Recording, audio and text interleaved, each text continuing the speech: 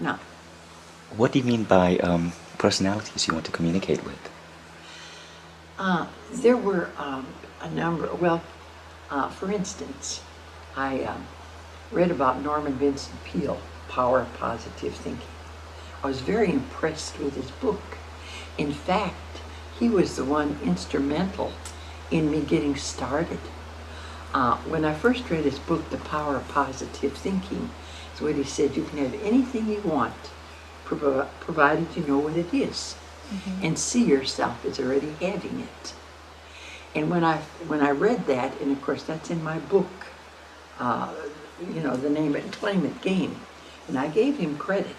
And I thought, well, maybe I'd like to meet him someday.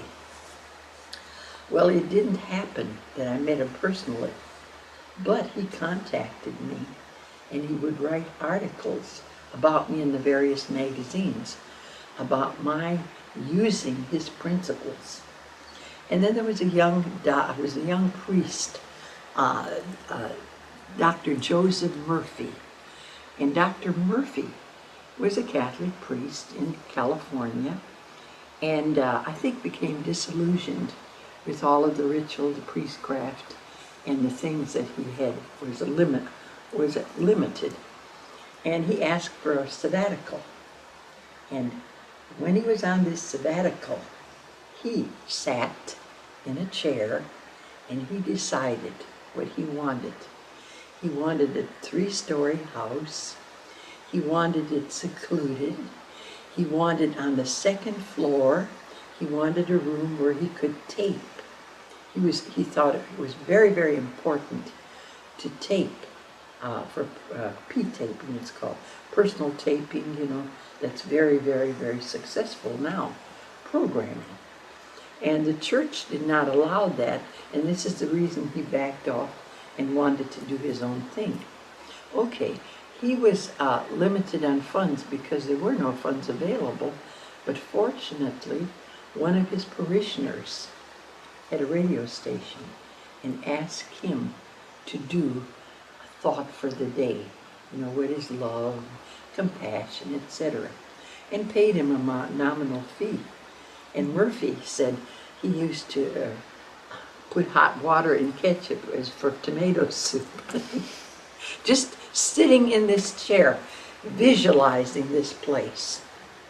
And one day, it was about a month later, knock on the door, an attorney, are you Joseph? Yes. And he said, one of my clients has passed away and you've inherited her entire estate. Come see what you have.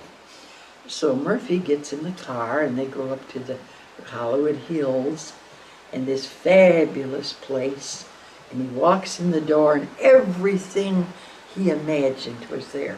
And then he asked the attorney, does there happen to be a room upstairs with taping equipment? And then the attorney said, you were here, you know this? And Murphy said, no. He said, this is something I've always wanted.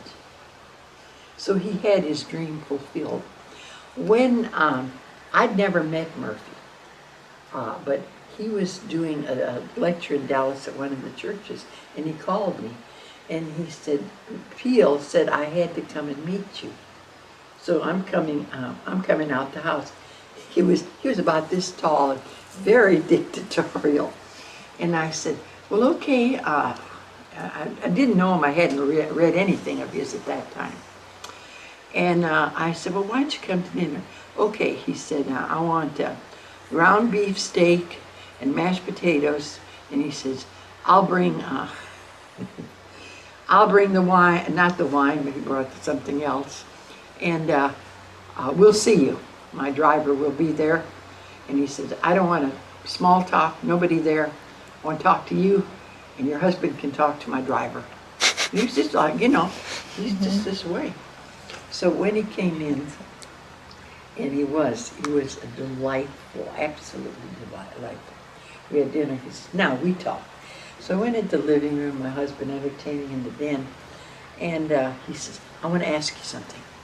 How do you think this came about? What is your perception on why I was able to accomplish all this. And I said, well, that's easy. I said, you sat there and you wanted this. And see how minds work. I said, this woman, you don't know her. She was listening to you on the radio.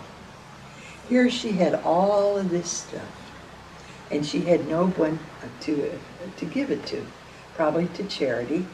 And she thought, gosh, here he sounds sincere, and I have this place up here. I think I'll give it to him. Okay, he picks up this thought. She's in her room, and she looks at all her appointments, I mean, her china cabinet with sterling and her paintings, and projects. I mean, he's looking. He picks up her thoughts, and he thinks they're his. You see? Mm-hmm. And all of a sudden, they communicate. They're just like one. And now he's aware, because when he walked in that house, it was familiar. Mm-hmm. It was exactly what he projected. He did not project it. She projected it to him, and he thought it was his idea. And this happens so